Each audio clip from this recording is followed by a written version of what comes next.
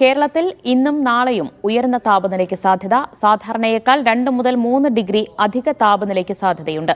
ജാഗ്രത പാലിക്കണമെന്ന് കേന്ദ്ര കാലാവസ്ഥാ വകുപ്പിന്റെ മുന്നറിയിപ്പ്. സാന്ത്വന സാജു വിവരങ്ങൾ നൽകും. സാന്ത്വന, എന്താണ് കാലാവസ്ഥാ വകുപ്പിൽ നിന്നുള്ള മുന്നറിയിപ്പ്?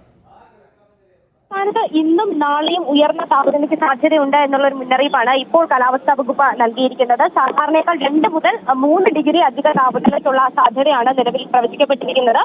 ഇത്തരത്തിൽ ഉയർന്ന താപനിലയും ഈർപ്പവും കാരണം അസ്വസ്ഥത ഉണ്ടാക്കുന്ന തരത്തിലുള്ള ഒരു അന്തരീക്ഷമായിരിക്കും. അതുകൊണ്ട് തന്നെ പൊതുജനങ്ങൾ എല്ലാവരും ജാഗ്രത പാലിക്കണമെന്നൊരു നിർദ്ദേശമാണ് ഇപ്പോൾ ദുരന്ത നിവാരണ അതോറിറ്റിയും അതുപോലെ തന്നെ കേന്ദ്ര കാലാവസ്ഥാ വകുപ്പും ഒക്കെ നൽകുന്നത്.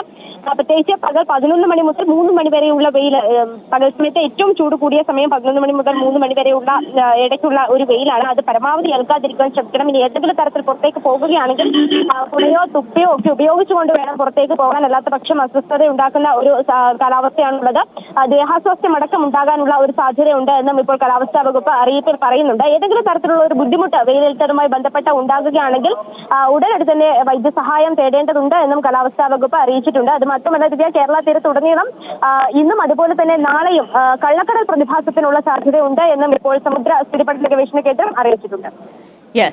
2 ദിവസത്തേക്ക് താപനില മുന്നറിയിപ്പാണ്. ഉയർന്ന താപനിലയ്ക്ക് സാധ്യതയുണ്ട്. 2 മുതൽ 3 ഡിഗ്രി വരെ ഉയർന്നേക്കുമെന്നാണ് മുന്നറിയിപ്പ്. വിവരങ്ങളാണ് സാന്ത്വന സാജു നൽകിയത്.